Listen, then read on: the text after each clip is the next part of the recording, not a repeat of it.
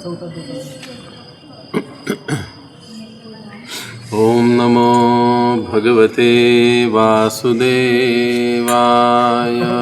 ओम नमो भगवते वासुदेवाय। ओम नमो भगवते वासुदेवाय। ओम नमो भगवते वासुदेवाय। ओम नमो भगवते वासुदेवाय। ओम नमो भगवते वासुदेवाय। नारायणं नमस्कृत्यं नारायणं नमस्कृत्यं नरं चैव नरोत्तमं नरं चैव नरोत्तमं देवीं सरस्वतीं व्यासं देवीं सरस्वतीं व्यासं ततो जयमुदीरये। ततो जयमुदीरये। नष्टप्रायेषु अभद्रेषु नष्टप्रायेषु अभद्रेषु नित्यं भागवत सेवया नित्यं भागवत सेवया भगवती उत्तमश्लोके भगवती उत्तमश्लोके भक्तिर्भवति नैष्ठिकी। भक्तिर्भवति नैष्ठिकी। कृष्णाय वासुदेवाय कृष्णाय वासुदेवाय देवकी नन्दनाय च देवकी नन्दनाय च नन्दगोपकुमाराय नन्दगोपकुमाराय गोविन्दाय नमो नमः। गोविन्दाय नमो नमः। श्रीमद् भगवद गीता अध्याय 4 और श्लोक संख्या 3।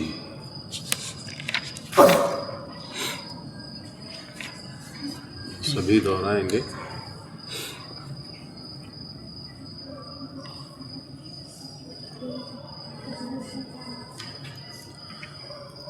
स एवायं मया तेद्य योगः प्रोक्तः पुरातनः भक्तोऽसि मे सखा चेति रहस्यं ह्येतदुत्तमम्। स एवायं मया तेद्य योगः प्रोक्तः पुरातनः भक्तोऽसि मे सखा चेति रहस्यं ह्येतदुत्तमम्। स एवायं मया तेद्य योगः प्रोक्तः पुरातनः भक्तोऽसि मे सखा चेति रहस्यं ह्येतदुत्तमम्। कौन बोलेगा?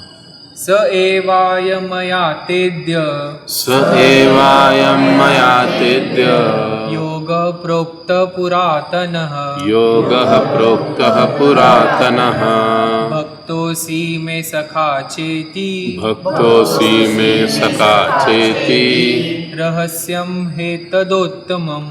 रहस्यं ह्येतदुत्तमम्। स अव्ययं मया तेद्य स एवायं मया तेद्य योगः प्रोक्ता पुरातनः योगः प्रोक्तः पुरातनः भक्तोऽसि मे सखा चेति भक्तोऽसि मे सखा चेति रहस्यं हेतुदुत्तमम्। रहस्यं ह्येतदुत्तमम्। नेक्स्ट। स एवायं मया तेद्य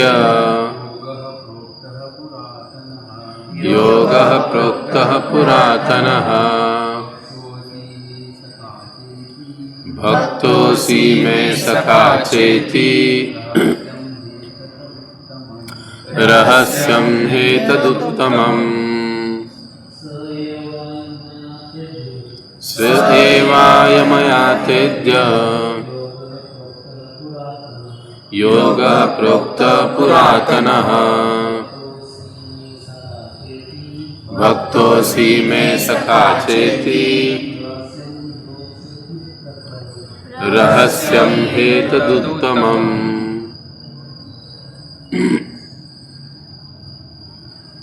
माता जी चलो, समय नहीं है आज अपने पास, आगे आता अनुवाद कोण वाचेल? परमपिता परमात्मा के साथ संबंध का वह अति प्राचीन विज्ञान आज मैं तुम्हें बता रहा हूँ, क्योंकि तुम मेरे भक्त होने के साथ ही साथ मेरे मित्र भी हो, और इसलिए इस विज्ञान के दिव्य रहस्य को समझ सकते हो। अभी इस श्लोक में, जैसे पिछले श्लोक में हमने 2 श्लोकों में चर्चा की थी कि गीता का यह ज्ञान सबसे पहले भगवान ने किसे दिया? इमं विवस्वते योगम, विवस्वान को, विवस्वान से मनु को, मनु से इक्ष्वाकु को, और उसके बाद मनुष्य समाज में ज्ञान चला आया। सूर्य की देवता को सबसे पहले दिया। अब ये ज्ञान उनको दिया, बाद में भगवान बताते ये ज्ञान कैसे दिया? एवं परंपरा प्राप्तम। ये ज्ञान ऐसे परंपरा से जो मैंने दिया, देते देते देते ये नीचे तक अब आ रहा है, और इस ज्ञान को ऐसे ही लेना चाहिए। और जो परंपरा समाप्त हुई या ख़त्म हुई, उसको अभी मैं फिर से चालू कर रहा हूँ तुमको ज्ञान देकर, वही ज्ञान तुमको देकर। पिछले श्लोक में भगवान ने बताया अर्जुन को। अब इस श्लोक में भगवान बता रहे कि तुमको ही क्यों, अर्जुन को ही क्यों? अर्जुन के भी मन में ये प्रश्न आया कि भाई इतने बड़े बड़े राजर्षियों को ये ज्ञान दिया, सूर्य की देवता विवस्वान, मनु, इक्ष्वाकु, उनके सामने मैं क्या चीज़ हूँ? तो मुझे ही ये ज्ञान क्यों दे रहे कृष्ण? क्या कारण है? पहली बात। दूसरी बात तो फिर अर्जुन ये भी सोच रहा है कि भाई मैं और भगवान यानी कृष्ण, हम दोनों एक साधारण मनुष्य की तरह लीला कर रहे हैं, कार्य कर रहे हैं। हो सकता है फिर ये जो ज्ञान दिया जा रहा है ये ज्ञान भी साधारण होगा। नहीं, अर्जुन के मन में कुछ डाउट्स, कुछ शंकाएं। और क्योंकि भगवान अंतर्यामी है, वो उसके मन की बात को जानते हैं, और इसीलिए इस तीसरे श्लोक में भगवान ने उसके मन में जो भी प्रश्न उठे कि भैया मुझे ही ये ज्ञान क्यों दिया, क्या कारण है। और दूसरी बात, कृष्ण भी एक साधारण व्यक्ति की तरह इस धरातल पर कार्य कर रहे हैं, मैं भी उनके साथ एक मित्र की तरह व्यवहार कर रहा हूँ। तो अब ये मेरे को ज्ञान जो दे रहे हैं, तो ये ज्ञान भी साधारण ही होगा, ऐसे कोई दिव्य ज्ञान थोड़ी ना होगा। ये कहीं तो डाउट अर्जुन के मन में। और क्योंकि भगवान अंतर्यामी है, भगवान सब जानते हैं किसके मन में क्या चल रहा है, क्या नहीं चल रहा है, कौन कहाँ पर है, कौन कहाँ। हो सकता है मैं यहाँ पर बैठा हूँ लेकिन मेरे मन में कुछ अलग ही चल रहा हो, लेकिन वो जानते हैं क्योंकि परमात्मा रूप में भगवान हर एक के हृदय में विराजमान है। इस नाते हर व्यक्ति क्या सोचता है, क्या नहीं सोचता है, वो सब भगवान को पता है। भगवान के सामने आकर हम लोग कुछ बोल देते हैं, और भगवान को ये भी पता होता है कि आगे चलकर ये करने वाला है कि नहीं करने वाला। भगवान अंतर्यामी होते हैं। तो अर्जुन के मन की ये सारी जो बातें हैं, शंकाएं, भगवान समझ गए, और इसीलिए इस तीसरे श्लोक में भगवान कहते हैं स एवायम, यानी वही कौन सा, जो सूर्य की देवता विवस्वान को दिया था, वही ज्ञान।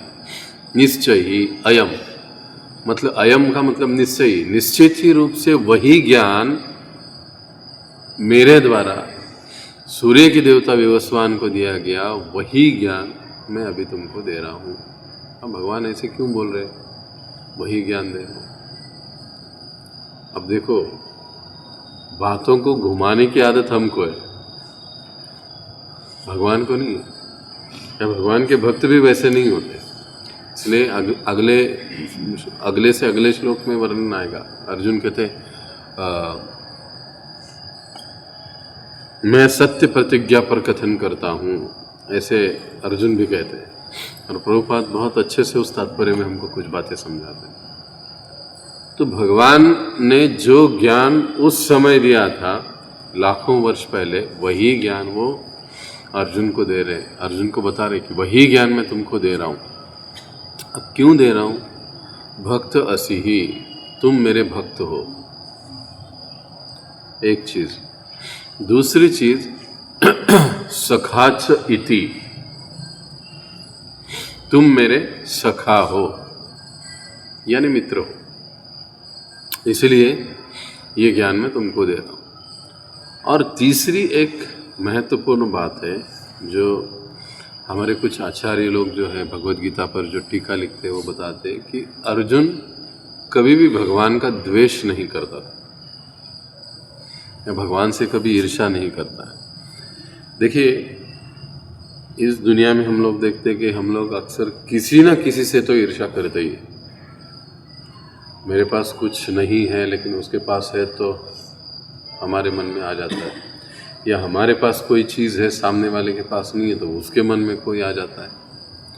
तो इस दुनिया में ईर्ष्या चलते रहती है, लेकिन क्योंकि अर्जुन कभी भी भगवान से ईर्ष्या नहीं करते थे या उनके मन में भगवान के प्रति ईर्ष्या थी ही नहीं, इसलिए ये ज्ञान भगवान ने अर्जुन को दिया।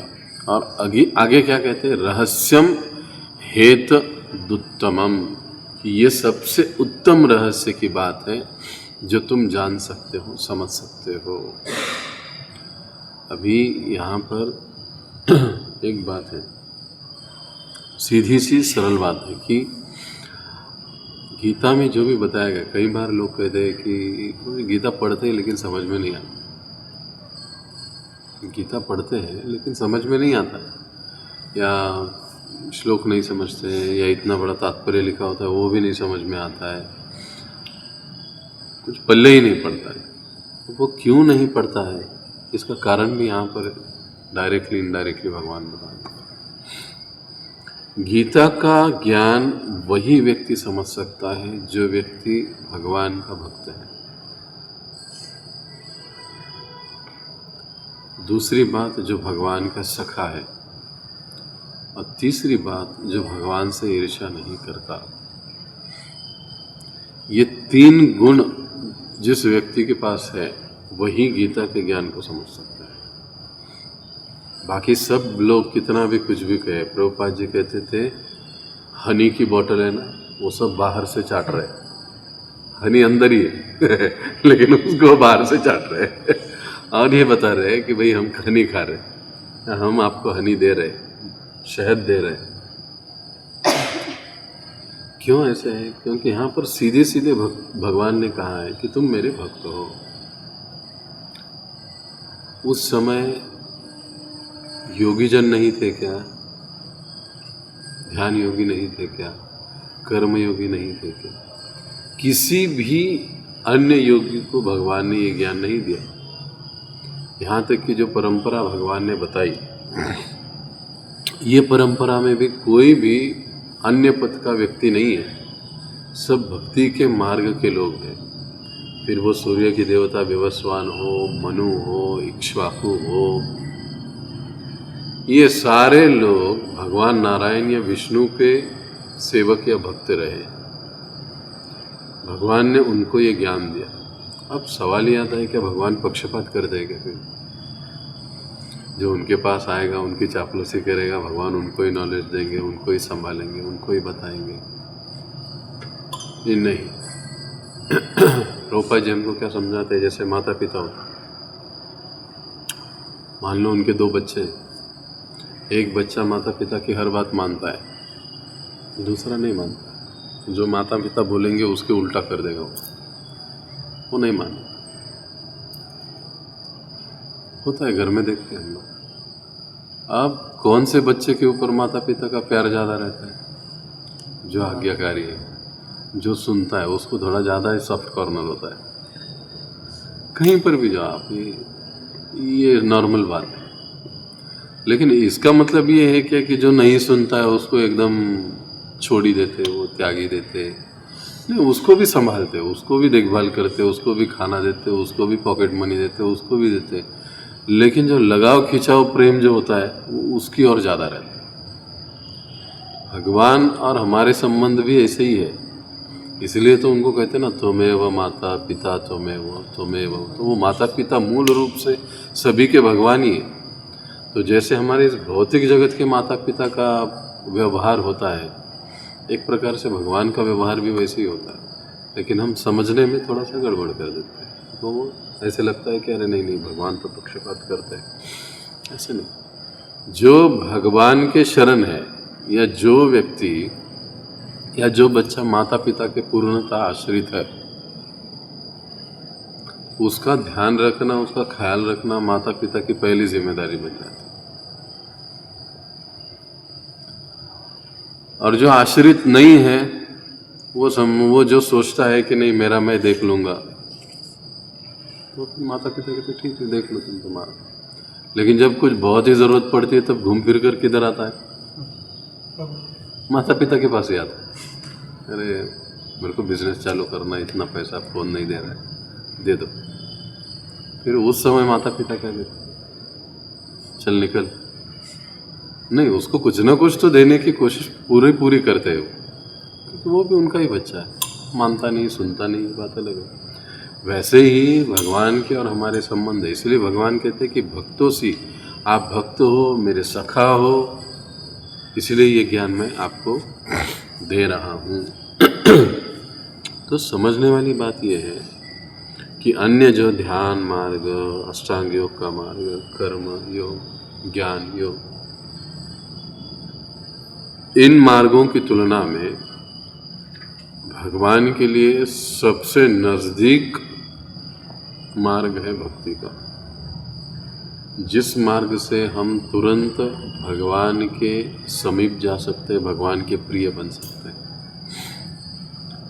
भक्ति मार्ग के सिवा दूसरा मार्ग नहीं। इसलिए अन्य कई अध्यायों में हम लोग देखेंगे भगवान डायरेक्टली कहते हैं कि भक्त्या माम अभिजानाति, एक भक्त ही मुझे जान सकता है। और न मैं भक्त प्रणश्यति, मेरे भक्त का कभी नाश नहीं होता। ये नहीं कहते मेरे योगी का कभी नाश नहीं होता, मेरे कर्मी का कभी नाश नहीं होता, तो मेरे भक्त का कभी नाश नहीं होता। न मैं भक्त प्रणश्यति, मेरा भक्त कभी नाश नहीं होगा। ये अर्जुन के द्वारा भगवान ये कहलवाते। तो कहने का मतलब क्या है कि भगवान भक्ति के द्वारा सहज ही समझने या जानने के योग्य है। इसके लिए हमको भक्ति या कृष्ण भावना के पथ को एकदम गंभीरता से स्वीकारना पड़ेगा। इसी बात को भगवान यहाँ पर दोहरा रहे हैं। अभी हम शब्द के अनुसार देखेंगे, पहले तात्पर्य पढ़ेंगे, प्रभुपाद जी हमको क्या समझाते हैं, फिर हम आगे जाएंगे। अब तात्पर्य कौन पढ़ेगा? कोई तो दूसरा भी पढ़े ना। मैं पढ़ता हूँ। हाँ, मनुष्य की दो श्रेणियां हैं, भक्त तथा असुर। भगवान ने अर्जुन को इस विद्या का पात्र इसलिए चुना क्योंकि वह उनका भक्त था, किंतु असुर के लिए इस परम गुण विद्या को समझ पाना संभव नहीं है। इस परम ज्ञान ग्रंथ के अनेक संस्करण उपलब्ध है। इनमें से कुछ भक्तों की टीकाएं और कुछ असुरों की। जो टीकाएं भक्तों द्वारा की गई वो वास्तविक है, किंतु जो असुरों द्वारा की गई वो व्यर्थ।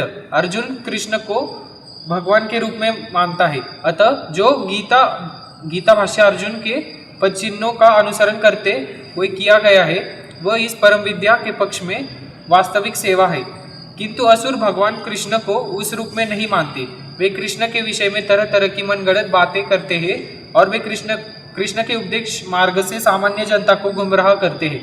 ऐसे कुमार्गों से बचने के लिए यह एक चेतावनी है। मनुष्यों को चाहिए कि अर्जुन की परंपरा का अनुसरण करे और श्रीमद् भगवत गीता के इस परम विज्ञान से लाभान्वित हो। सीधे क्या मतलब है कि जो भक्त नहीं है उनसे भगवत गीता नहीं सुननी चाहिए। सीधी भाषा में, जो लोग भक्त हैं, वैष्णव हैं, भगवान विष्णु नारायण के, कृष्ण के, इनसे ही हमें भगवान की कथा हो, लीला हो, गीता का ज्ञान हो, वो सुनना चाहिए। क्यों? क्योंकि भगवान ने कहा है कि तुम भक्त हो इसलिए मैं ज्ञान दे रहा हूँ। यानी भगवान ज्ञान किसको देते? अब यहाँ पे एक प्रश्न आता है कि हम लोग पढ़ेंगे तो हमको ज्ञान होगा ना, इसमें भगवान का क्या सवाल आ गया?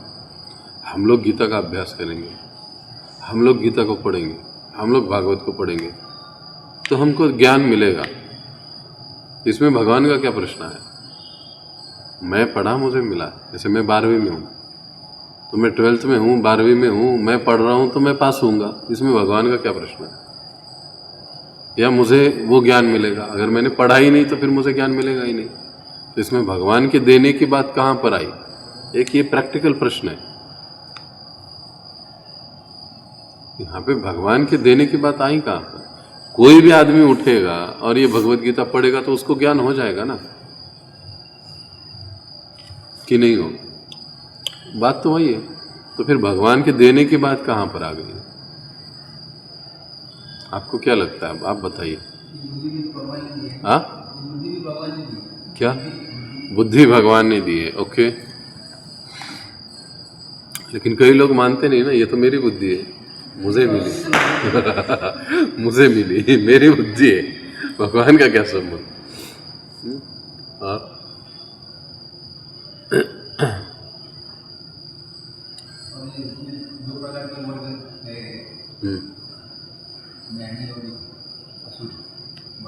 भक्त, हाँ,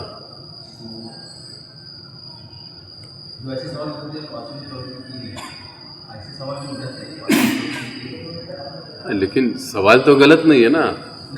हाँ, तो फिर इसका जवाब क्या होना चाहिए? मन से कुछ भी अर्थ लगाएगा। हाँ, अपने मन से कुछ भी अर्थ लगाएगा। नहीं, अर्थ लगाने का सवाल नहीं है। अभी यहाँ पर बात क्या है कि भक्त गीता के ज्ञान को समझ सकता है, बाकी कोई नहीं समझ सकता।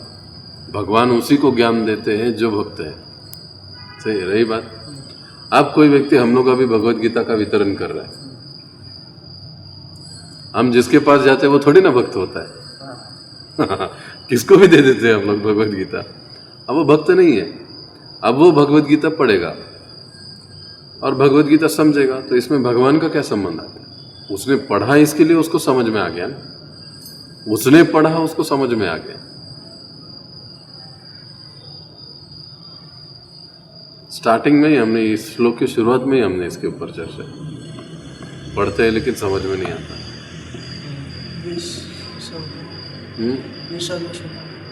नहीं, वो अलग बात है। भक्त के देने का प्रश्न कहाँ पर आता है? भगवान के देने का ज्ञान भगवान कैसे देते हैं? तो गीता तो हमारे पास भी है, हम गीता पढ़ेंगे, गीता का ज्ञान हमको आ गया। कितने लोग हैं ऐसे जो भक्त नहीं है लेकिन उनको 700 श्लोक याद है? समझ में आए हैं कि नहीं वो क्या कैसे पता? याद कोई भी कर सकता है। हाँ, तो ठीक है ना। फिर समझ में आने की बात तो फिर वही तो मेन पॉइंट है। पढ़ कोई भी सकता है, समझ, आप नजदीक गए उसके। पढ़ कोई भी सकता है, श्लोक पढ़ सकता है, याद कर सकता है, तात्पर्य याद कर सकता है, वो सब कुछ कर सकता है। लेकिन भगवान के देने की बात क्या है? जब तक भगवान नहीं चाहते हैं तब तक वह ज्ञान विज्ञान में उसके द्वारा परिवर्तित ही नहीं होगा, वो सिर्फ पोपटपंची करेगा। यहाँ पे भगवान क्या कि ये ज्ञान मैं तुमको दे रहा हूँ। भगवान ने अर्जुन को ज्ञान दिया, फिर अर्जुन ने क्या किया? यथा करिष्ये वचनम तव, कि हे भगवान, हे कृष्ण, अब मेरा मोह, मेरा सारा जो अज्ञान था वो नष्ट हो गया, अब जैसे तुम बोलोगे वैसे मैं करूँगा। 18वें अध्याय में एंडिंग में अर्जुन कहते हैं वैसे मैं करूँगा।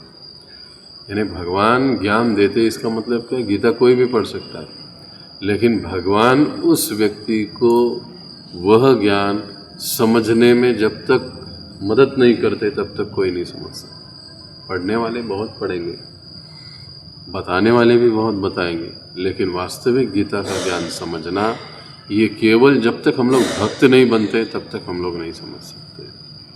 तो इसलिए भक्त जैसे जैसे हम बनेंगे, जैसे जैसे हम लोग जप करेंगे, जैसे जैसे हम लोग नियमों का पालन करते जाएंगे, जैसे जैसे हम भगवान की लीला कथाओं को सुनेंगे, जैसे जैसे हम अपने आप को सेवा में जोड़ते जाएंगे, वैसे वैसे ये गीता और भागवत का ज्ञान स्वयं ही हमें समझ में आने लगेगा। इसको कहा जाता है साक्षात्कार। एक होता है किताबी ज्ञान और दूसरा होता है उस ज्ञान का साक्षात्कार। दो चीज़ें, एक होता है ज्ञान, दूसरा होता है विज्ञान। ज्ञान का मतलब थ्योरेटिकल, विज्ञान का मतलब प्रैक्टिकल, वो एप्लीकेशन, प्रैक्टिकल एप्लीकेशन। वो तब तक नहीं होता है प्रैक्टिकल एप्लीकेशन जब तक हम लोग अच्छी तरह से भक्त नहीं बनते। इसलिए भगवान कहते हैं कि आप मेरे भक्त हो, इसलिए मैं ये ज्ञान तुमको दे रहा हूँ। बाकी अन्यों को भगवान के बारे में बात करेंगे, लेकिन भगवान जैसे है वैसे उनको समझ पाना बड़ा ही मुश्किल बात है। वो अपने अपने मनगढ़ंत तरीके से भगवान को समझने की कोशिश करेंगे। दूसरी चीज़ भगवान कहते हैं कि तुम मेरे सखा हो। सखा का मतलब क्या है? देखो, भगवान यहाँ पर मित्र भी कह सकते थे, आप दो शब्दों में थोड़ा अंतर है। भगवान कह सकते थे कि सखा मित्र च इति, मित्र च इति, क्योंकि संस्कृति शब्द है मित्र, लेकिन भगवान ने सखा कहा है। सखा का एक अर्थ है जो ऐसा व्यक्ति जो हमको हमारे प्राणों के जितना प्रिय है, उसके दुख को हम अपना दुख मान लेते, उसके सुख को हम अपना सुख मान लेते, ऐसा सखा। एक बार अर्जुन ने अपने आप, कुछ हुआ था खांडव प्रस्थ में, और 12 साल का वनवास उन्होंने अपने लिए ले लिया अर्जुन ने, और अर्जुन निकल पड़े। पूरी तीर्थ यात्रा का भ्रमण करते करते करते करते करते करते प्रयाग पहुंचे, और वहाँ पर पहुंचने के पश्चात जब भगवान कृष्ण को पता चला कि अर्जुन यहाँ पर आए हैं प्रयाग में, तो वो द्वारिका से सीधे निकले और अर्जुन को मिलने के लिए गए। अर्जुन को मिलने के लिए गए, प्रयाग नहीं, प्रभास क्षेत्र में। तो वहाँ पर वो उनको मिलने के लिए चले गए। जैसे ही दोनों ने एक दूसरे को अपने आमने सामने देखा, एकदम दोनों के आंखों से आंसू आ गए, एकदम से आलिंगन कर दिया दोनों ने एक दूसरे को, क्योंकि दोनों के जो मित्रत्व के जो संबंध है वो बहुत ही गहरे थे। फिर उस समय घूमते घूमते घूमते वो लोग एक पर्वत पर गए, मैं नाम भूल गया उसका। भगवान ने पहले ही उस पर्वत को सजा के वगैरह रखने के लिए अपने लोगों को बोला था। बड़ा ही बढ़िया से वो पर्वत सजाया हुआ था। पूरी रात्रि वहाँ पे उन्होंने बहुत सारी बातें की। हस्तिनापुर का कुशल पूछा इन्होंने, द्वारिका का कुशल पूछा इन्होंने। बातें करते करते काफ़ी समय बीत गया, पूरी रात हो गई। और फिर अर्जुन के सोने के लिए, क्योंकि 12 साल वो घूम रहे तीर्थ यात्रों में, सोने की बड़ी व्यवस्था की। वहाँ पर उस पर्वत पर उस समय उन्होंने, भगवान कृष्ण ने उनके लिए खाने पीने की बड़ी व्यवस्था की, एकदम सुस्वादु व्यंजन बनाए थे उनको, और रात में वहीं पर सो गए। और सुबह उठकर दोनों द्वारिका की ओर चले गए, द्वारिका के लिए। और जब द्वारिका के लिए गए तो भगवान की आज्ञा से पहले ही द्वारिका को पूरी तरह से सजाया गया कि अर्जुन आ रहे हैं और उनके साथ हमारे कृष्ण भी आ रहे हैं। तो पूरी द्वारिका में उनका बहुत ज़ोरदार स्वागत हुआ, और कई समय तक अर्जुन भगवान के साथ द्वारिका में रहे।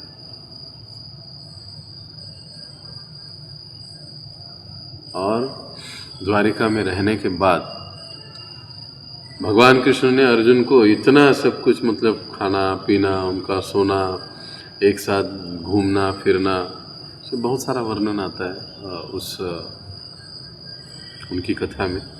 तो इससे हम लोग समझ सकते हैं कि भगवान कृष्ण अर्जुन का जो संबंध है वो सखा संबंध, एकदम प्राण प्रिय संबंध। इसीलिए हम लोग देखते हैं कि हमेशा भगवान किसी न किसी तरह से अर्जुन या उनकी मदद करते हैं, पांडवों की। क्योंकि भगवान ये तो जानते थे कि ये धर्म के पक्ष में है, ये लोग गलत कुछ काम नहीं करते, लेकिन फिर भी अर्जुन विशेष सखा होने के कारण, इसीलिए नर और नारायण अर्जुन को कहा जाता है। नर अर्जुन है और नारायण कृष्ण है। इन दोनों का अवतार पहले हो चुका है। अर्जुन उस समय नर थे और कृष्ण नारायण बने, और वही द्वापर युग में, सतयुग के बाद द्वापर में कृष्ण और अर्जुन के रूप में प्रकट। यानी इनके जो अर्जुन और कृष्ण के जो संबंध है वो शाश्वत संबंध है। इसलिए भगवान अभी आगे कहेंगे 5वें श्लोक में, बहुनी में व्यतीतानि जन्मानि तवचा, तुम्हारे और मेरे अनेक अनेक जन्म हो चुके, लेकिन तुम भूल गए हो, मुझे याद है सब। ये भगवान कहेंगे। क्यों? क्योंकि भगवान का और अर्जुन का ऐसे सखत्व का संबंध है, और इसीलिए ये ज्ञान भगवान ने अर्जुन को दिया। अब तीसरी जो बात है कि अर्जुन कभी भी भगवान से द्वेष नहीं करते। अब देखो, ऐश्वर्य की दृष्टि से देखा जाए तो भगवान कृष्ण अर्जुन से काफी धनी है, एकदम पैसे वाले। प्रसिद्धि की दृष्टि से देखा जाए तो भी भगवान एक नंबर है। अब ये मित्र है, पांडव है, लेकिन विशेष रूप से देखा जाए तो अर्जुन को कभी भी ऐसे नहीं लगता है कि अरे मेरे मित्र के पास तो इतना पैसा है, मेरे पास भी उतना ही होना चाहिए, उससे ज़्यादा होना चाहिए। ये ईर्ष्या है, लेकिन ये अर्जुन को नहीं है, पांडवों को नहीं है। उल्टा अगर दुर्योधन की ओर देखेंगे तो दुर्योधन ये चाहता है कि कृष्ण के पास नारायणी सेना है, मेरे पास भी होनी चाहिए। ये फर्क है। जब मौका आया अर्जुन को नारायणी सेना लेने का तो उसने कहा कि मेरे को नारायणी सेना नहीं चाहिए, मेरे को तुम चाहिए। लेकिन दुर्योधन क्या बोले? वो बोले कि नहीं नहीं नहीं, नहीं, नहीं, तुम अकेले लेके मैं क्या करूँगा, मेरे को नारायणी सेना चाहिए। ये ईर्ष्या है। यानी देखिए, सखा और मित्रत्व का भाव कैसे होता है। जो सच्चा मित्र है वो क्या कहेगा, नहीं यार मेरे को तू चाहिए, वो बाकी दुनियादारी गई उधर। लेकिन यहाँ पर कृष्ण और अर्जुन के संबंध एकदम अलग है। ये शाश्वत सखा, ये सच्चा मित्र प्रेम है। इस भौतिक जगत में जो मित्र प्रेम हम देखते हैं, याराना दोस्ती वगैरह वगैरह, वो जब तक मेरी पीठ में खुजली है, मेरा दोस्त खुजा रहा है, तब तक तू अच्छा है मैं अच्छा हूँ। जब वो खुजाना बंद कर देगा तो कौन तू और कौन मैं। ये दुनिया में ऐसे चलता है।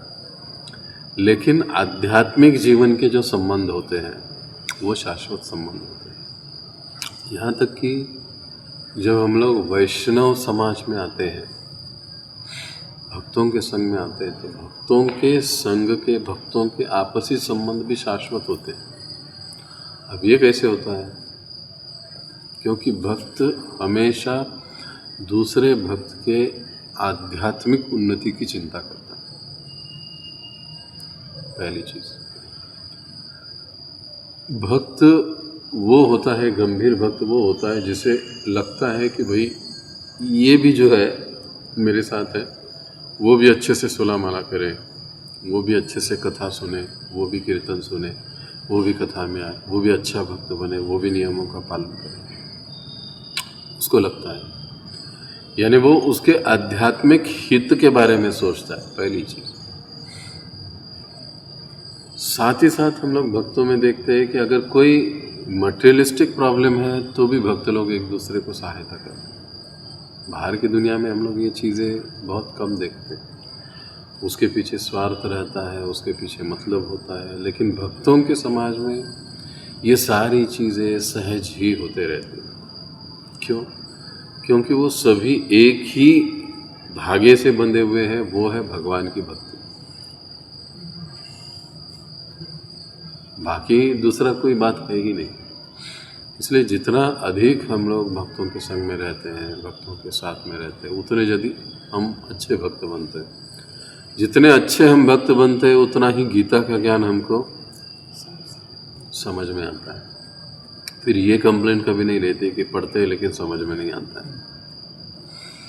इसलिए जब भी हमको गीता पढ़ना है, भागवत पढ़ना है, सबसे पहले जप करना, 2 माला 4 माला जप करो अच्छे से और फिर पढ़ो। तो देखिए हम लोग देखते हैं, हाँ चालू आहे का तो एम्प्लीफायरचा बंद कर, तिकडनं बंद कर। बिल्कुल ऐसा। इसलिए हम लोग इस्कॉन में देखते हैं कि भागवतम जो है, हाँ हाँ इकड़ हरिबोल प्रभु टेबल साइड ले साइड। टेबल ला। तो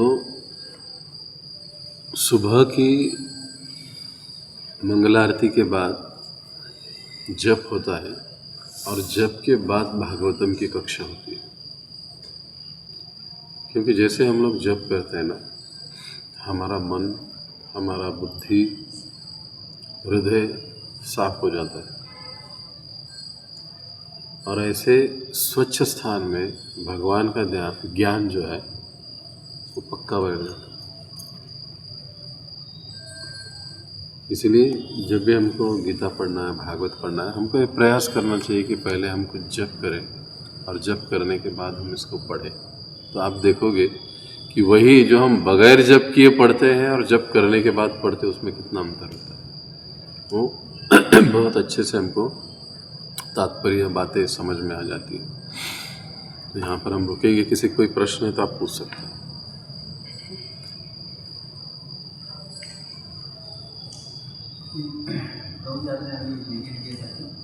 कोई भी नाता जाते छोटी जगह पे जा सकते हैं और वो मलिन हो जाता है। प्रभुपाद ने भी कहा था, प्रभुपाद कि प्रेम की अस्तित्व नहीं रहता है छोटी जगह क्योंकि मलिन ही है। लेकिन प्रेम ने हमें बहुत सारे से पार करवाया है। वो कैसे प्राप्त करें प्रेम भक्ति? ये बड़ा प्रश्न है कि प्रेम को कैसे प्राप्त करें। वैसे देखा जाए तो इस भौतिक जगत में प्रेम नहीं है। हम लोग जो कहते हैं ना, I love you, that means I lust upon you, that is not love. आप भी प्रेम का प्रयोग नहीं करते, तथा तो प्रेम प्रयोग करते हैं। हाँ, हर जगह। इसलिए जो देखिए, इसका मतलब है आप बड़े ध्यानपूर्वक पढ़ते हो। हर शब्द जो प्रभुपाद जी ने प्रयोग किए ना, उस शब्द के एक विशेष मायने हैं। हर ऐसे कोई स्पेशल शब्द के, जैसे भक्ति, भक्ति का व्याख्या करते टाइम पे प्रभुपाद जी क्या कहते हैं? भगवान की प्रेममयी सेवा। प्रेममयी सेवा, भक्ति एज इक्वल टू सेवा, इतना भी कह सकते थे, लेकिन उसके पहले शब्द लगाया प्रेममयी सेवा, क्योंकि सेवा ये चीज़ हमको भगवान से जोड़ती है। देखो, अभी आपका जो सवाल है, उस प्रेम को कैसे प्राप्त करें? भगवान है इसलिए उनके भक्त हैं। भगवान और भक्त, इन दोनों के बीच में जो भी आदान प्रदान होता है, जो भी कार्यकलाप होते हैं, उसको भक्ति कहा जाता है। भक्त और भगवान, इन दोनों के बीच में जो भी आदान प्रदान होता है, जैसे हम लोग भगवान के लिए कुकिंग करते हैं, भगवान को प्रसाद देते, भगवान को भोग अर्पण करते हैं, भगवान को फूल मालाएं बनाते, वो अर्पण करते हैं, भगवान का श्रृंगार करते हैं, या भगवान को अलग अलग प्रकार की सेवाएं करते हैं। ये हर उस भक्त का भगवान के साथ एक संबंध है।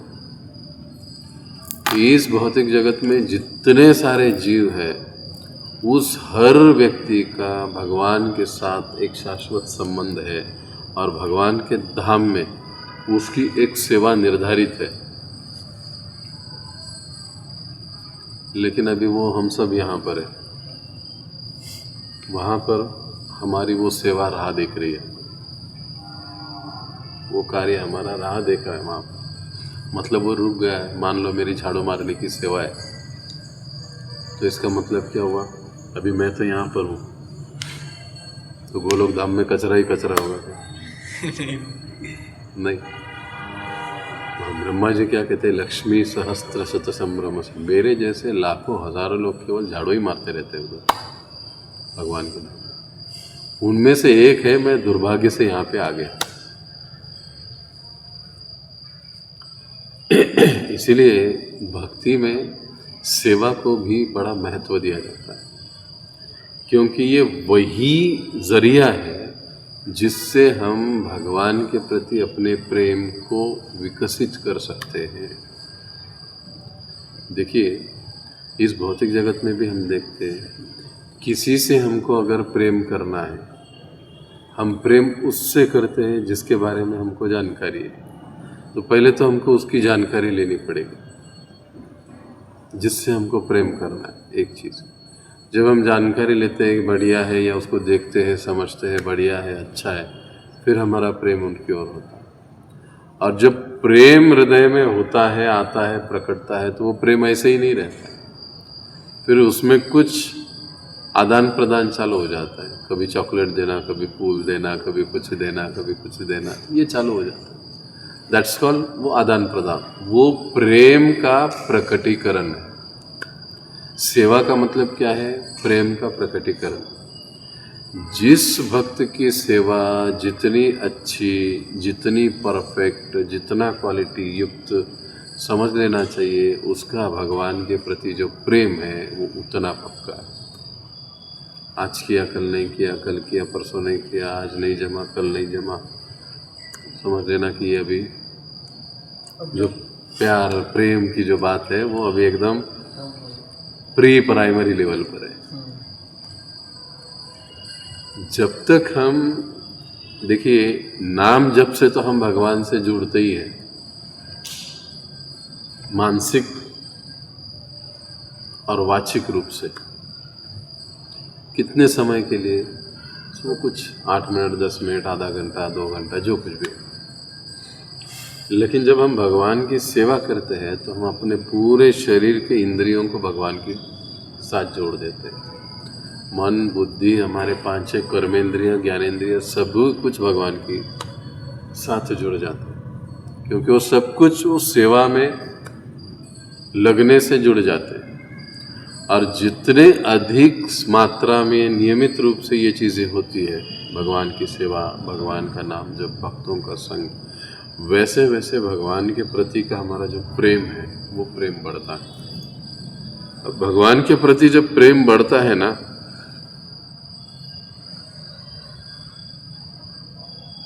तो भगवान का और भक्त में कभी भी क्या कहते हो आजकल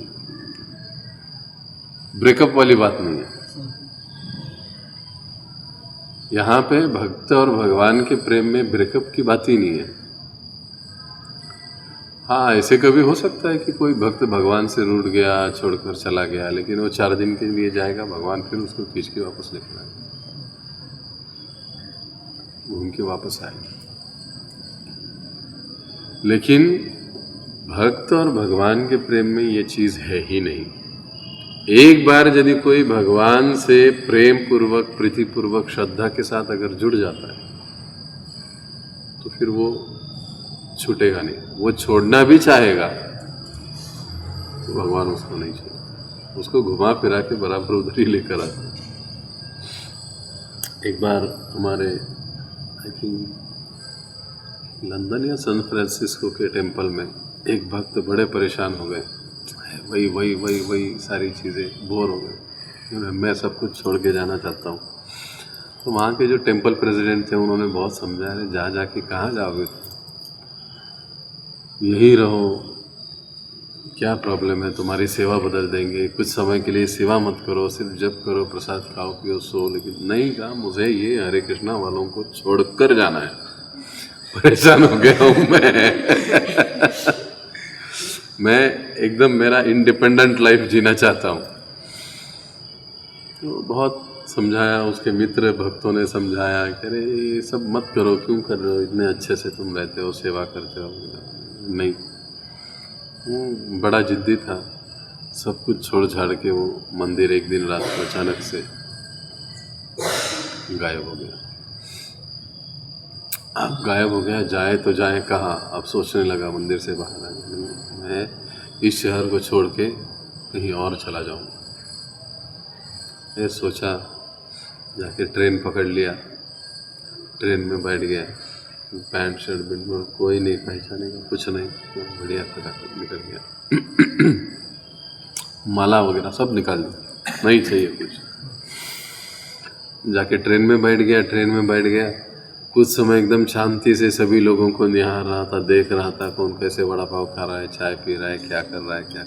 उसको भी लगा अरे कितने मज़े में जी रहे। उसने भी कुछ ऑर्डर किया, आ गया, खाना चालू हो गया। पहले कैसे तो लगा, लेकिन बाद में बाजू वाले लोगों को देखकर उतने में एक आदमी आ गया, हरे कृष्णा भगवत गीता चाहिए, भगवत गीता ले लो। जैसे ही देखा उसने वो हाथ का चाय फेंक दिया, अरे हट, नहीं चाहिए मुझे, निकल जाओ यहाँ से। उसने जैसे तैसे उसको, लेकिन वो भक्त भी थे, उसको भगवत गीता देने की कोशिश, एटलीस्ट देख तो लो, पढ़ तो लो, मत ले लो आप, देख तो लो, पढ़ तो लो। अब क्या बताया उसको कि मैं पूरा उधर से भाग के आया हूँ, तो बोला नहीं, देख तो लो। वो भक्त उसके बाजू में ही आकर बैठ गया। ये कुछ भक्तों का आदत होता है कि जो लोग बहुत विरोध करते हैं ना, वो उसको ज़्यादा ही प्रीचिंग करने की कोशिश करते हैं। तो वो बैठ गया उनके बाजू में, ऐसे नहीं ऐसे, पढ़ो देखो वगैरह वगैरह। तो उसने जैसे तैसे उसको वहाँ से निकाल दिया। अब स्टेशन आ गया, उतर गया, उतर कर सीधा प्लेटफॉर्म से बाहर जाने लगा, तो उसने देखा कि कुछ भक्त लोग हरे कृष्ण कीर्तन करते हुए सामने से आ रहे थे। तो परेशान हो गया, अरे जिसको मैं छोड़ना चाहता हूँ वही मेरे सामने आ रहा है। पीछे से देखा तो कोई महाराज जी आ रहे थे, तो उनके स्वागत के लिए वो कीर्तन चल रहा था। एक भक्त ने यकायक उसको पकड़ लिया और खींच लिया कुछ लोगों को, उसको भी नचवाने लग गए। ये नाचने लगा, उतने में अरे ये मैं क्या कर रहा हूँ, मैं ये छोड़कर आ गया हूँ, तो वहां से निकल गया। ऐसे करते करते करते अपने घर तक पहुंचा। आखिर में घर में पहुंचा, घर तो सब देखकर एकदम आश्चर्यचकित हो गए। 3-4 भाई थे उनको, ये सत्य घटना है इसको उनकी। उसमें से घर में वैसे पहले कोई भक्त नहीं था, यही अकेला भक्त बन गया था। लेकिन जब ये आदमी घर में गया, घर का दरवाज़ा खोला और अंदर गया, देखा तो उसका बड़ा भाई धोती कुर्ता पहन के बैठा हुआ था। वो एकदम शॉक हो गया, अरे ये क्या हो गया, तुम कब से भक्त बन गए? तो कहे तुम तो छोड़कर चले गए। तो हमारे मन में ये जिज्ञासा आई कि भाई तुम इतना सब कुछ छोड़कर चले गए, ऐसी बात क्या उसमें? इसके लिए हमने वो तुम्हारा भगवत गीता ले लिया, उसको पढ़ लिया और हमने भी फॉलो किया। लेकिन दुर्भाग्य की बात कि हमारी सिटी में मंदिर ही नहीं है इस्कॉन का। अच्छा हो गया तुम आ गए, अभी हम दोनों मिलके यहाँ पे एक सेंटर चालू करेंगे। वो सर पकड़कर बैठ गया और इतना परेशान हो गया कि अरे मैं जहाँ भी जा रहा हूँ वहाँ देख रहा हूँ कि वही चीज़ मेरे सामने आ गई। आखिरकार परेशान होकर फिर उन्होंने, उस समय वो इसका ज़माना था ना, वो ट्रंक कॉल किया करते थे। ने प्रेसिडेंट को लिखा कि ऐसे ऐसी बात है, तो प्रेसिडेंट ने एक लाइन भेज दी, इससे समझ जाओ कि भगवान नहीं चाहते कि तुम चले जाओ, तुम वापस आ जाओ। जैसे ही उसने वो पढ़ा, वो तुरंत घर से उठ गया और सीधा मंदिर में आके बैठ गया। कहने का मतलब है कि एक बार यदि कोई श्रद्धा के साथ, प्रेम के साथ भगवान के पास आ जाता है, तो भगवान उसको कभी छोड़ते नहीं। इसलिए आप रामायण में देखिए, इतने लोगों ने विरोध किया था कि विभीषण को अपने दल में मत ले लो, क्योंकि ये रावण का भाई है, पता नहीं ये कब क्या करेगा। और ये जो राक्षस लोग हैं, असुर लोग हैं, ये बड़े माहिर होते हैं, इनकी चीज़ें हम नहीं समझ सकते। सभी ने कहा, सभी ने अपने अपने मत दिए कि इसको नहीं लेना चाहिए, विभीषण को नहीं लेना चाहिए अपने दल में, उनको वापस भेज दो या बंदी बना दो उसको। लेकिन भगवान राम ने अंतिम में क्या, किससे पूछा? हनुमान से पूछा कि हनुमान तुम बोलो क्या करना चाहिए। तो हनुमान जी कहते कि प्रभु, अगर एक बार कोई आपकी शरण में आ गया तो मैं ये जानता हूँ कि आप उसको छोड़ते नहीं हैं, अब बाकी आपको क्या करना है। तो भगवान हंस के कहते कि नहीं, विभीषण हमारे साथ ही रहे। कहने का मतलब क्या है, कोई कैसे भी, किसी भी बैकग्राउंड का क्यों ना हो, लेकिन अगर कोई हृदय के साथ भगवान के शरण में आ जाता है तो भगवान उसको संभाल लेते हैं, अपना मान लेते हैं। और जब भगवान उसको अपना मान लेते हैं, वही समय होता है कि भगवान के प्रति उसके हृदय में प्रेम का विकास होने लग जाता है। ज़रूरत क्या है? प्रेम से, श्रद्धा से भगवान की शरण होने की, लेने की, और उनके बारे में सुनने की, भक्तों के संग में आने की ज़रूरत है। ये चीज़ें अगर हम लोग करेंगे तो आहिस्ता आहिस्ता हम लोग भगवान के प्रेम को प्राप्त करते हैं। और प्रेम देखिए, प्रेम प्राप्त करना मतलब एक सीधी सी बात है। आज हम लोग इस्कॉन में कई बार मैं उदाहरण देता हूँ, 40-40, 50-50 साल से लोग, अभी देखिए आज परम पूज्य लोकनाथ स्वामी महाराज जी का 50वां संन्यास दिन है। 50 यानी उनका संन्यास लेकर 50 साल हो गए। आज उनकी उम्र 77 है। यानी आप सोचिए उन्होंने संन्यास किस उम्र में लिया? 27 में। डायरेक्ट डिसेबल है ना प्रभु? हाँ, डायरेक्ट डिसेबल। 20 उम्र के 27 में, जब वो कीर्ति कॉलेज में थे मुंबई के, इंजीनियरिंग के सेकेंड ईयर में, तभी प्रभुपाद जी का मुलाकात हुआ, पहला प्रोग्राम देखा और उसी समय उन्होंने तय किया कि यही मेरे गुरु बनेंगे। और 1 साल फिर बम्बई के मंदिर में रहे और बम्बई के मंदिर में सेवाएं कर ली। और उसके बाद तो महाराज जी को सीधा प्रभुपाद जी ने संन्यास दीक्षा, पहली दीक्षा हो गई हरिनाम दीक्षा और सीधा फिर संन्यास दीक्षा। तब से लेकर तो आज तक, आज हम सोच सकते हैं कि उम्र की 27 और 77, इतना समय अगर कोई, और ऐसे नहीं, ऐसे कई सारे प्रभुपाद जी के शिष्य है, भक्त है इस्कॉन में 30-40 साल से, ये प्रेम के सिवा हो ही नहीं सकता ना। दूसरा क्या कारण? कि भगवान के प्रति जो प्रेम है उनका और उनके प्रति भगवान को जो प्रेम है, दोनों का एक दूसरे के प्रति, तभी तो कोई इतना टिक पाता है ना। नहीं तो इस्कॉन में टिक पाना इतना आसान नहीं है। सेवाएं कुछ कम नहीं होती है। आप अगर मुझे सोचोगे, देखोगे तो आपको पता चलेगा। मॉर्निंग की सेवा, इवनिंग की सेवा, किसी ने छुट्टी मार दी तो फिर आना ही पड़ता है, वो देखना ही पड़ता है, संभालना ही पड़ता है। ये क्यों होता है? क्या मिलता है इससे? क्या मुझे, क्या इस्कॉन वाले पेमेंट देते हैं? क्या नहीं देते। लेकिन ये है कि उस समय जो हम इस्कॉन में आए, जो हम सीखे, जो हम देखे, जो हम पढ़े, तो वो प्रेम अभी मराठीत आपण आता करमत नाही, आता ते आपण म्हणतो तुझ्याशिवाय करमत नाही तसं अब ये भगवान की सेवा, भगवान का कार्य, इसके बिना हमको चैन नहीं पड़ता। यही तो प्रेम है, और क्या। और जब भगवान के प्रति का प्रेम हमारे हृदय में आ जाता है ना, तब इस दुनिया के सारे दुखों को, दर्दों से ऑटोमेटिकली व्यक्ति को छुटकारा मिल जाता है। उसके लिए अलग से कुछ करने की बात नहीं है। अभी देखिए कल का जो हमारा संडे फीस्ट है ना, वो इसी विषय पर है। कुंती महारानी की प्रार्थना है कैसे केवल भक्ति करने मात्र से व्यक्ति समस्त प्रकार के दुखों से, कष्टों से मुक्त हो जाता है। तो प्रेम के लिए भगवान का नाम स्मरण, भक्तों का संग, गीता भागवत का पठन और भगवान की सेवा, 5 चीज़ों पर ध्यान दीजिए, जोर दीजिए। आप ही खुद महसूस करोगे कि मुझे भगवान से प्रेम हो गया है। और ये भी आपको समझ में आएगा कि भगवान को भी मुझसे प्रेम हो गया है। ये 1 साइडेड प्रेम नहीं है, ये 2 साइडेड है। ये ऐसी बात नहीं है कि मैं ही कर रहा हूँ, मैं ही कर रहा हूँ, मैं ही कर रहा हूँ, नहीं। भगवान का भी हमारे साथ आदान प्रदान होता है आज भी। ऐसे नहीं कि सिर्फ तुकाराम महाराज जी को हुआ, ज्ञानेश्वर महाराज जी को हुआ, मीराबाई को हुआ, आप गायब हो गया, नहीं, आज भी होता है। बस हमको उसको उस तरह से हमको करने की या उसको अप्लाई करने की हमको ज़रूरत है। विस्तार से हो गया इसका जवाब, लेकिन आवश्यकता। तो यहाँ पर हम रुकेंगे, एक पेज को पढ़ेंगे हम इसके।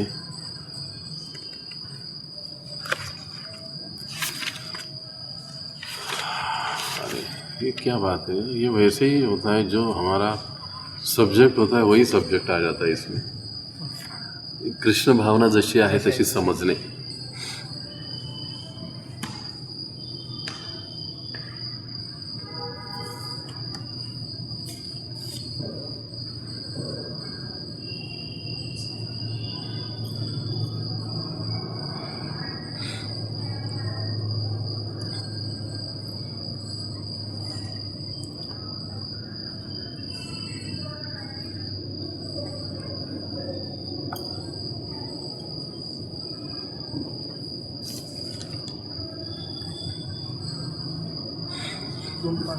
कौन पढ़ेगा?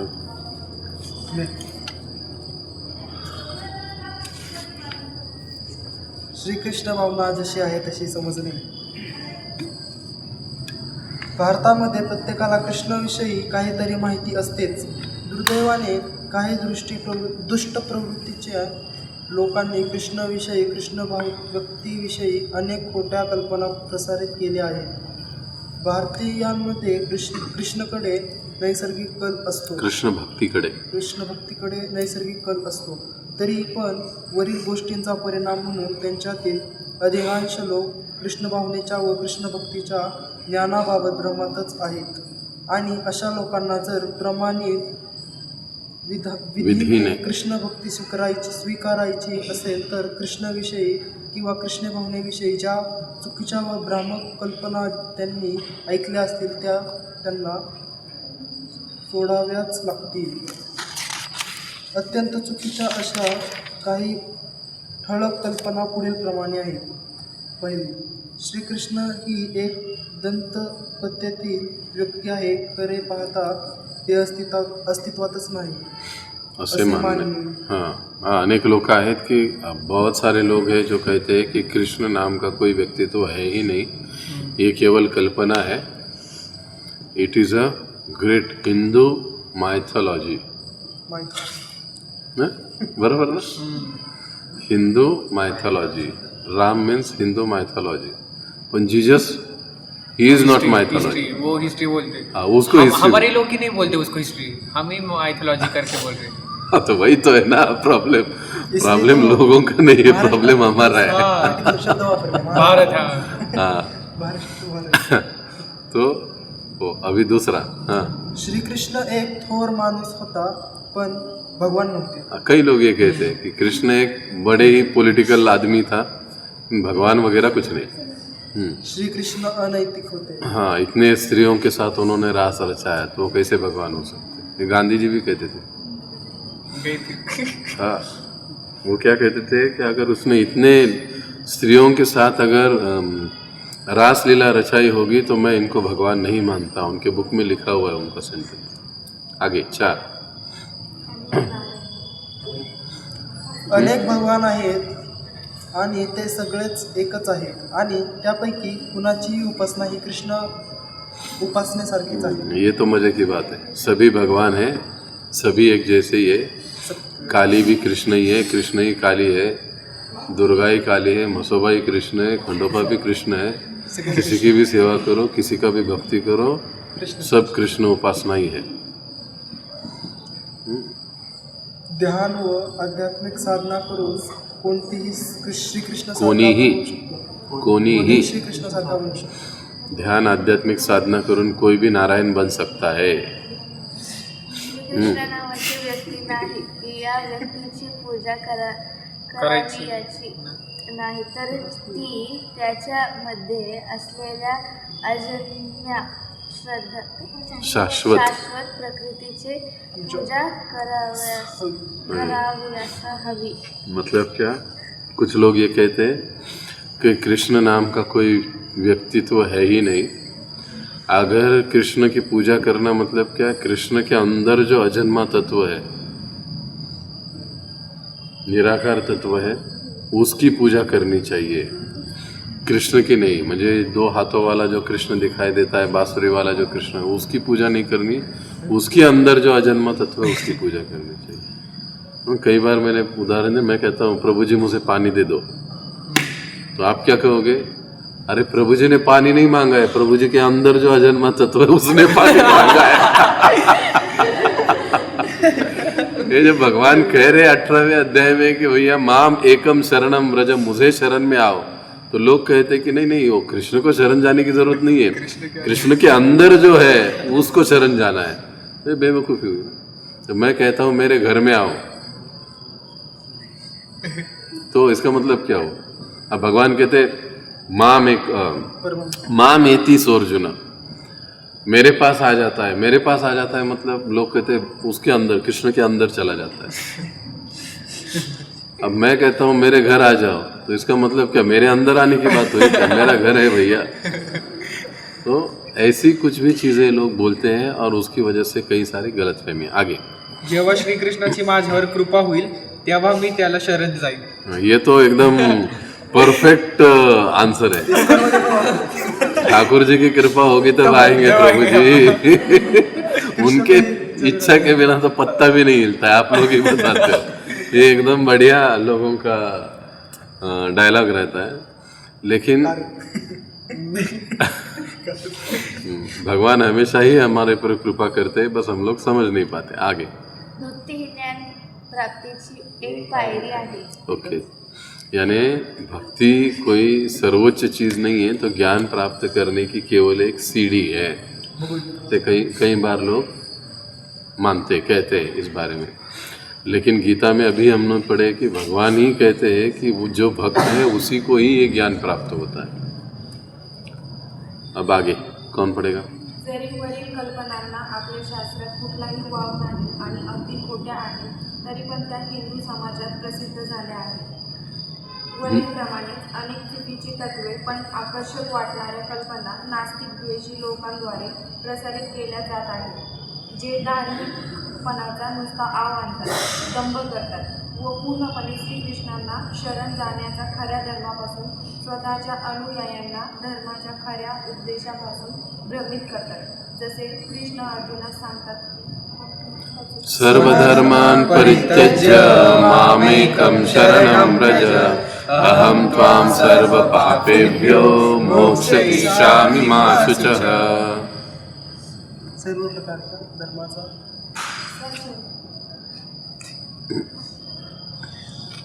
सर्व प्रकारच्या धर्माचा परित्याग कर आणि फक्त मला एकट्याला शरण ये. मी तुला सर्व पाप फळांपासून मुक्त करेन. भिवू नकोस. पण आपण भीतो. संन्यासी बनवतात. इस्कॉन मध्ये गेले की लोक संन्यासी बनतात. नाही, हा असे पुष्कळ लोक आहेत जे धार्मिक व पुण्यशील असल्यासारखे दिसतात, पण जर त्यांना सांगितले की श्रीकृष्ण भगवान आहेत, सर्व कारणांचे कारण आहेत आणि म्हणून आपण श्रीकृष्णांना शरण गेले पाहिजे, तर ते चक्क नकार देतात. अशा लोकांचे वर्णन भगवद्गीतेत 7.15 मध्ये केले आहे. न माम दुष्कृतिनो मूढा प्रपद्यन्ते नराधमा मायया परतज्ञाना आसुरं भावमाश्रितः. जी दुष्ट मूर्ख माणसे आहेत, नराधम आहेत आणि ज्यांचे ज्ञान मायेने हरण केले आहे व जे आसुरी स्वभावाचे आहेत, ते मला शरण येत नाहीत. 4 प्रकारचे लोक भगवंतांना शरण येत नाहीत. ज्यांना शुद्ध भक्त व्हायची इच्छा आहे त्यांनी अभक्तांच्या व ढोंगी भक्तांच्या कुसंगापासून दूषित न व्हावे ह्याची दक्षता बाळगली पाहिजे. म्हणजे प्रश्न विचारला होता ना प्रभूजींनी, प्रेम पाहिजे कसं, तर त्याच्यासाठी एक निषेध काय की जे भक्त नाहीत, अभक्त आहेत, त्यांच्या संगतीपासून आपण स्वतःला वाचवलं पाहिजे. शुद्ध भक्तीपासून वेगळ्या मार्गावर चालणाऱ्या 2 मुख्य विसंगती आहेत, त्या म्हणजे मायावाद आणि सहजियावाद. तेवढंच केलं होतं ना. आता याच्यावर आपण पुढच्या वेळेस चर्चा करू, या 2 मार्ग. नंबर 7. तर इथे आपण थांबूया. जगद्गुरु श्रील प्रभुपाद की जय, अनंत कोटी वैष्णव वृंद की जय.